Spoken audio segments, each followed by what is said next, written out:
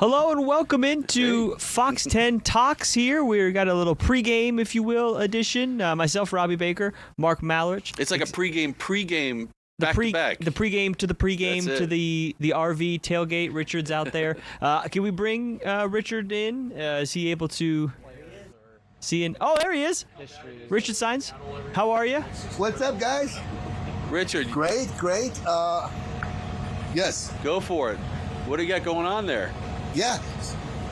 So we got Brian, Mike Sr., Mike Jr. Mike does security for the Arizona Cardinals. His son's also in law enforcement. And then Brian here is setting the Guinness World Book of Records for attending the most games ever in one season. So, but Brian, just tell us about what you're doing and how people can follow your journey. Yes, sir. I'm going for 56 games this season, which means every Thursday, Sunday, Monday for 4 months. There's a few Saturdays towards the end of the season. There's a Black Friday.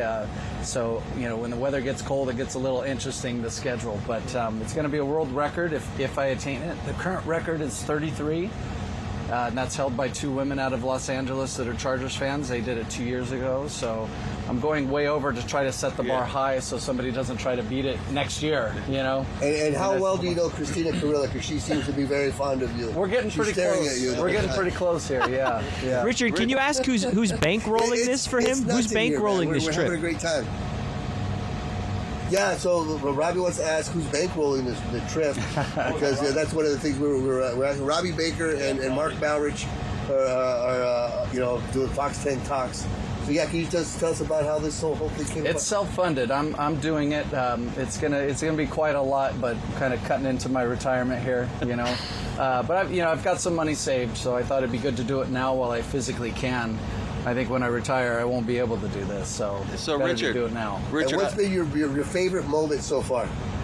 I have to say Monday night in Baltimore was incredible. The pregame show was one of the most intense things I've seen at a football game. It was like a rock concert. The lighting was unreal, and fireworks were just going off for like 15 minutes straight. It was insane. It was really rocking. That stadium was rocking. And Mark, now you had a question? Yeah, I like the fact that he said he's going to overshoot the record. If the record was 33 or 34, he's not going to do like The Price is Right, and I bet 500 and he goes 501. He's going big. I like that. Yeah. He says, you're not doing like on The Price is Right when somebody bets 500, they bet 501, right? and that's a great observation, Mally, because he's got a theory and a method of why he's overshooting it by so much. Okay, I like your line of thinking there. Yeah, just that at some point, I know something's going to go wrong. A flight's going to get canceled or delayed. I'm going to get sick or who knows what. And it really gives me room to, miss some games and still attain the record. Yeah, so that's, because you never know, you just even getting here today, right? You had some issues. Yeah, the flight, getting out of the airport was a little slow, and then the traffic here, there was an accident, and it took me an hour to get here from the airport.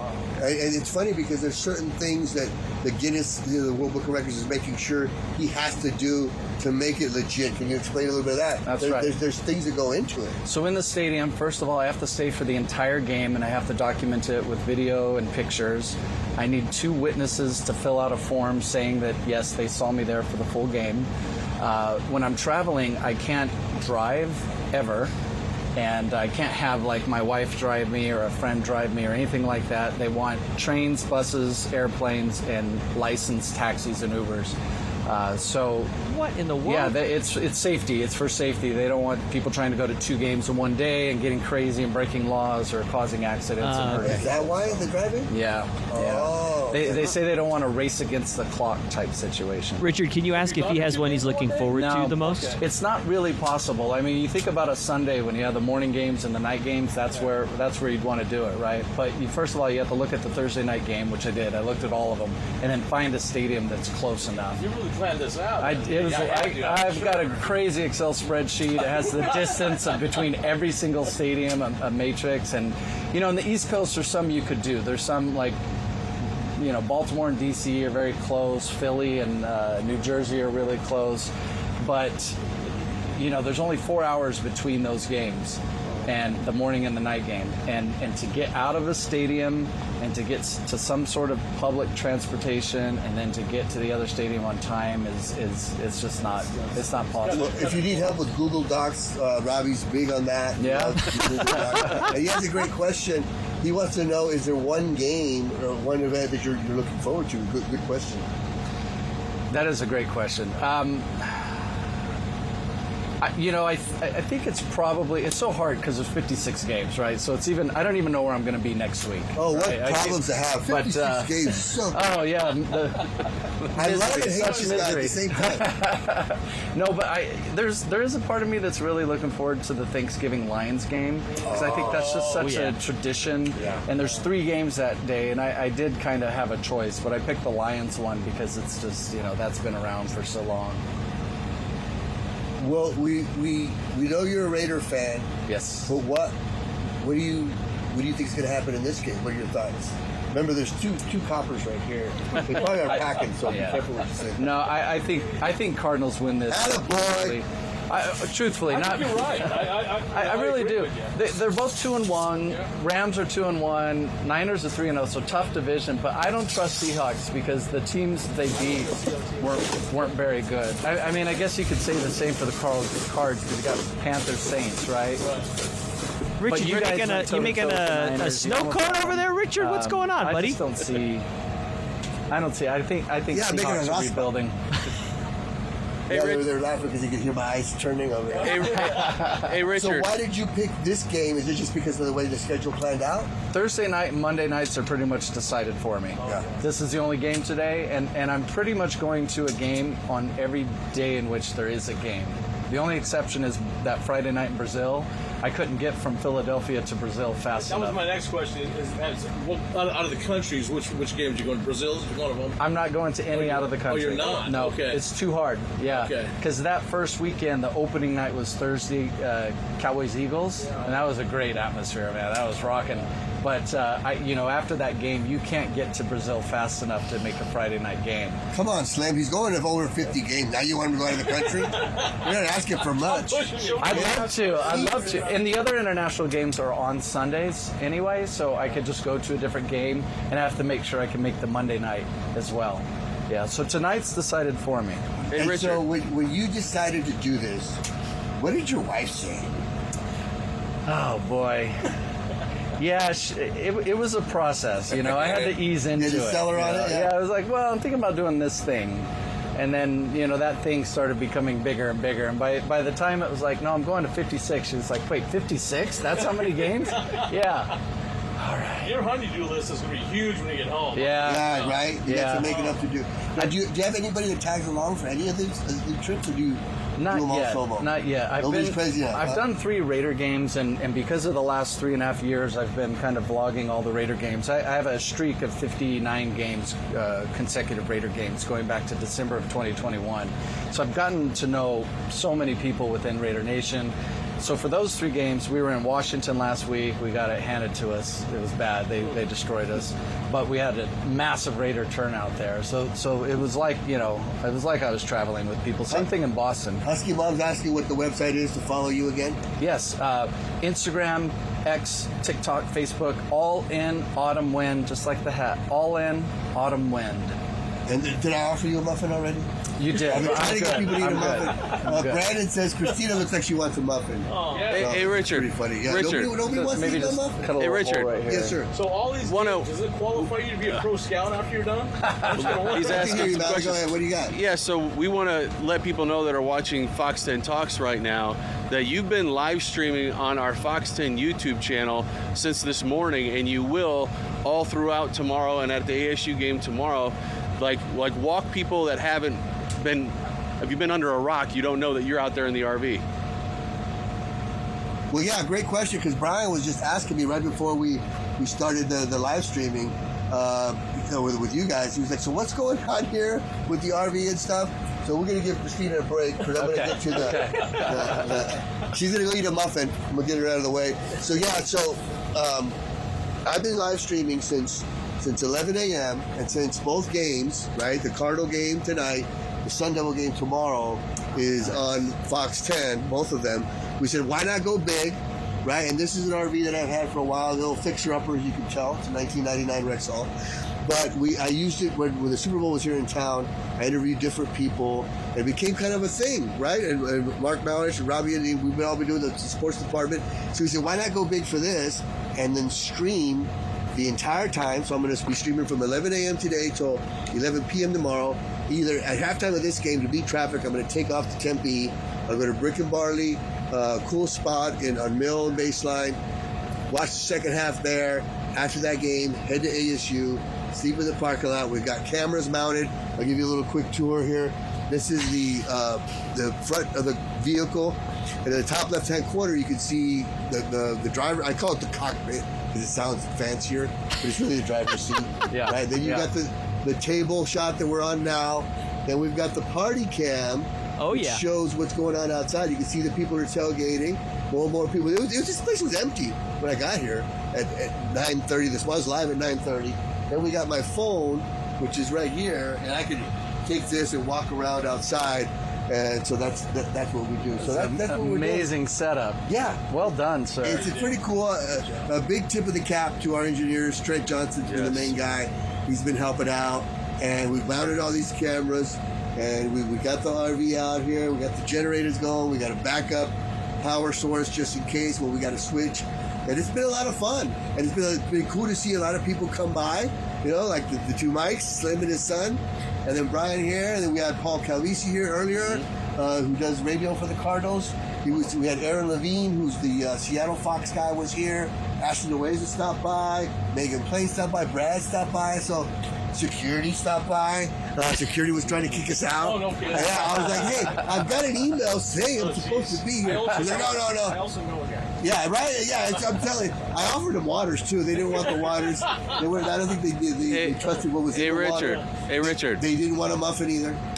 Yes. So we've got about 30 seconds before we're going to go to break. So we'll leave you guys to it. People can go to the YouTube page and check you out. Maybe we'll bring you back here for another segment, but we're just going to take a quick break. All right, take your break. Yeah. So they're taking a break there. So yeah, it's been cool. A lot of people are chiming in, and they seem really. When I found out you were going to be here, I couldn't wait to talk to you and pick your brain. Oh yeah, and it was funny. Like I said, we had a guy here that was with Bird Gang Travel, which is a group that travels around for the Cardinals, and he was wanting to meet you. So I told him I'll put him in the connection with you because he goes.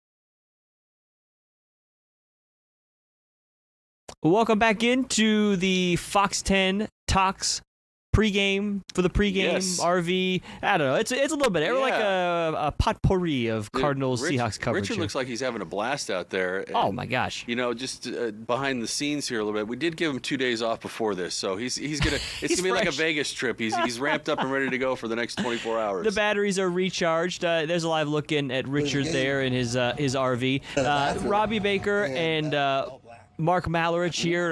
We're going to talk a little Cardinals, Seahawks here as we are getting you ready for kickoff of Thursday Night Football, a game you'll be able to watch here on Fox 10. Right. And at 4:30, we'll have a 30-minute pregame show on Fox 10 as well, getting you ready and leading you up until kickoff. And quickly in the chat there, we got some people. Go Cardinals there. Dave, looks like we already answered one of your questions, Dave. That is the Rollin' with Richard Super Tailgate RV, only broken out for special occasions and also because we don't know what the insurance policy is on it or if the tires will stay on it. It's a whole thing. And Dave also said he hopes the Cardinals can do to the Seahawks what the Lions did to the Ravens. So Dave weighing in here. We appreciate you, Dave. That'll be good. This is going to be a bit of an uphill battle for the Cardinals tonight, at least in my opinion, Mark. Historically, in the last 10 years, the Cardinals have not fared well against the Seahawks in their division. And then you had the layers of James Conner's injury out for the season. It looks like Paris Johnson Jr., the left tackle, is going to play tonight, which is good news. Which is good. But we assume he's not 100%. No one really is on a short week like this. And this is a Seahawks team that I know we kind of joke in the sports office that Sam Darnold's not that guy. Yeah. But this Seahawks team looks pretty formidable on both sides of the ball right now. Well, and it's interesting you say that because I've been going back, getting ready for this pregame show and pulling video of the Seahawks and playing the Steelers earlier in the year. And then I went and watched that Sam Darnold was mic'd up last week against the Saints. So I watched that 15-minute clip, and he is energizing the guys around him. And they believe in Sam Darnold, and I am shocked because he's talented, no doubt. Maybe he is that guy. But he's in the right system, but he has weapons. Oh, my gosh, all over the field. And Richard on his RV stream earlier was talking to Paul Calavisi from the Cardinals, and Paul was making a good point that, like, until the Seahawks offensive line proves to me that they can play, then I'm not worried about Sam Darnold, but I am worried about Jackson Smith and Jigba. Mm-hmm. That, to me, if you have the best player on the field in a game like this on a short week, I feel like you have a little bit of the edge. For the Cardinals, I feel like it's Trey McBride, and for the Seahawks, in Jigba for sure. Yeah, Jackson Smith and Jigba is one of those Ohio State receivers that in a year or two in the league took a big jump and now, as you said, is arguably the best offensive weapon. Probably him and Kenneth Walker, the two best offensive weapons for the Seahawks. Cardinals fans still waiting, still hoping that Marvin Harrison Jr. will make that Jackson Smith and Jigba type jump. It can only, at this point, I think it's fair to say, it could really only go up from here for Marvin Harrison Jr. Because last Sunday against the 49ers, that was probably the low point of his football career, honestly, because he never had drops like that at Ohio State. No, and I feel like on the Fox 10 Talk show that Richard and I do on Wednesdays, I feel like I'm kind of a Marvin Harrison apologist. But one of the things I think of just as a human being is, if you go back and look, that play that he dropped the ball was the very first play after the James Conner injury. Oh, that's a good point. And to me, as a young kid, you see probably your heart of your team go down, and maybe it's a gruesome injury. That can affect you. Still, no excuse. You're a professional football player. No, it's a good point. You should catch a ball, but maybe your head is in some kind of weird space.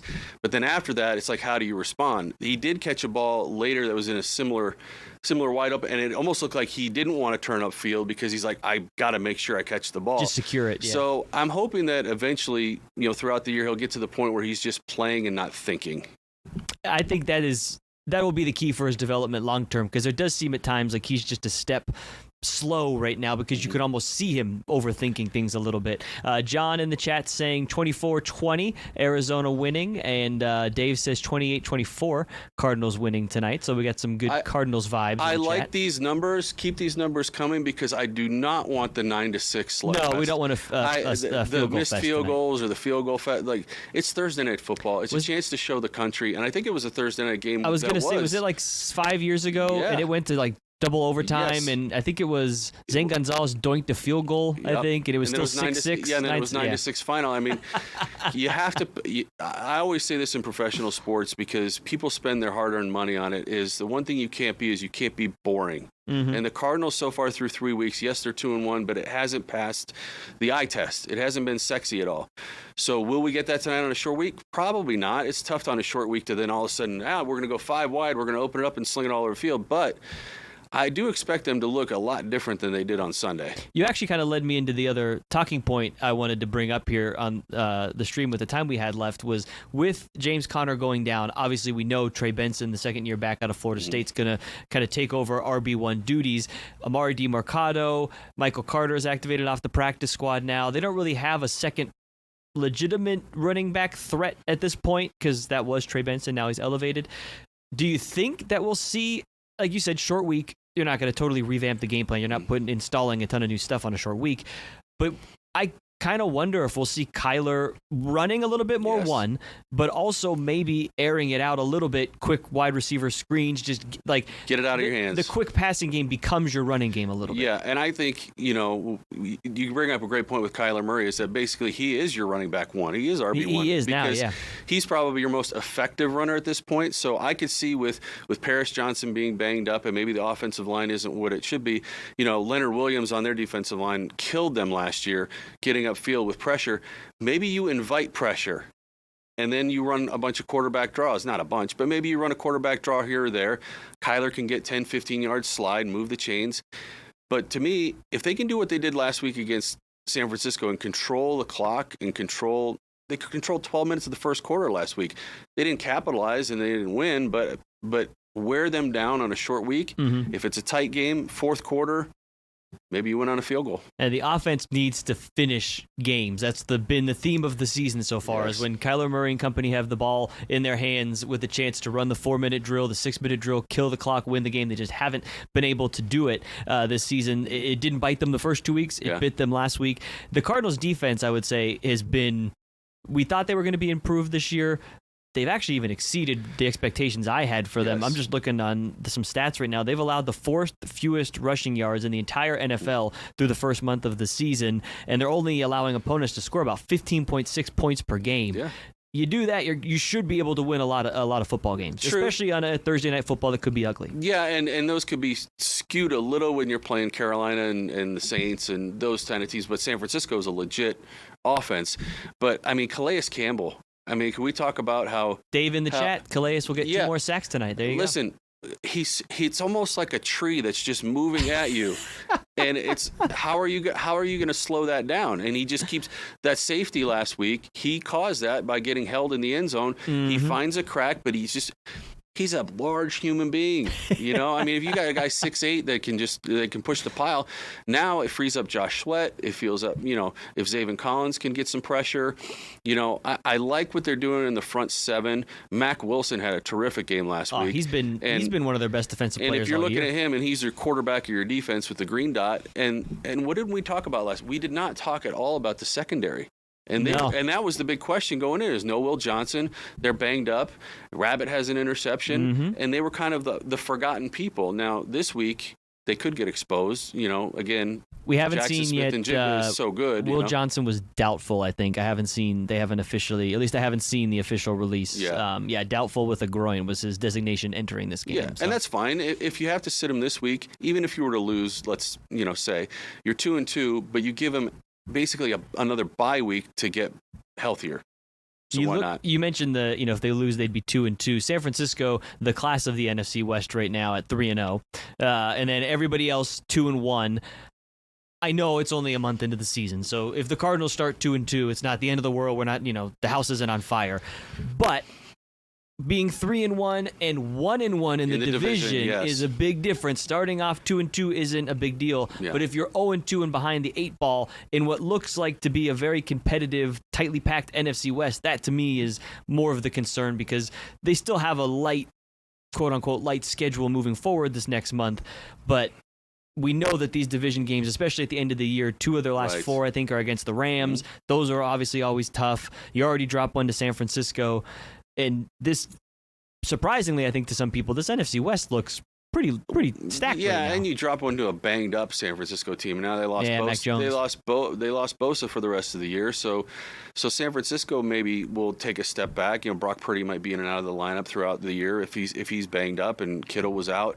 But they're still San Francisco. Mike Shanahan it's a good coach, so I don't know. I mean, I do think this is a very important game to win because we've talked about it before. The front 7 or 8 games of this schedule is the most favorable for the Cardinals. So you almost have to build a lead and then just try to hang on as the year progresses. Maybe you steal 3 or 4 games down the stretch to get you to 9 or 10 wins. But if you don't get 3 or 4 of these first 6, now, like you said, you're behind the 8 ball. What have we seen from this Cardinals team too? They was it like 4 or 5 years ago? They started off like 11-1 or something, and then they really didn't win any more games after that. Nope. But they started off hot enough and got them to the playoffs. And then it was the worst performance against the Rams in that playoff game. Yeah, it wasn't great. Again, they were in the dance. They had a chance, and I think that's in year 3 of the Jonathan Gannon, Monty Austin-Ford era. I think they've done a great job of building this thing up, and I think now fans are kind of like, all right, it's time for us to see a little payoff here. So real quick, we only got about 2 minutes left. We got score prediction tonight. You go first. I'll chime my in. God. Why does I feel it's going to be one of those weird like 18-15 or something like that? You're not speaking into. You said you wanted a high score. I know we were talking about that last week during the Cardinals game. I go, Robby, this is probably going to be one of those. You almost nailed it too. 6-3 games, and it was low scoring, and then the safety, it was bizarre. But no, I think the Cardinals will win by a field goal.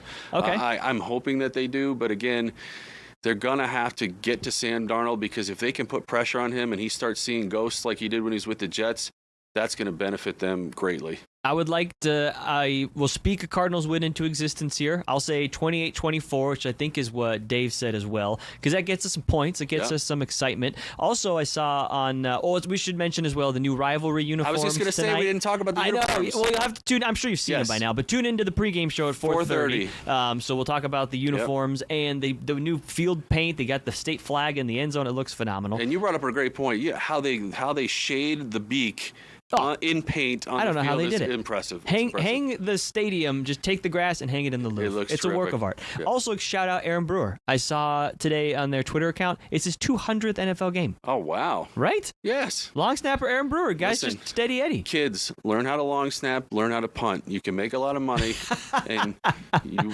just do it. And slightly less pressure than, I mean, it's an integral part of the process, but you don't have all the pressure of the field goal kicker. That's right. So we're going to wrap up the stream here. You can tune in to the other stream we have going right now, the Rolling with Richard Super Tailgate Party. He still looks like he's talking with the Guinness World Record guy who's trying to attend all the games. So you can hop on over to that stream. And then at 4:30, hop on back to Fox 10 on TV. And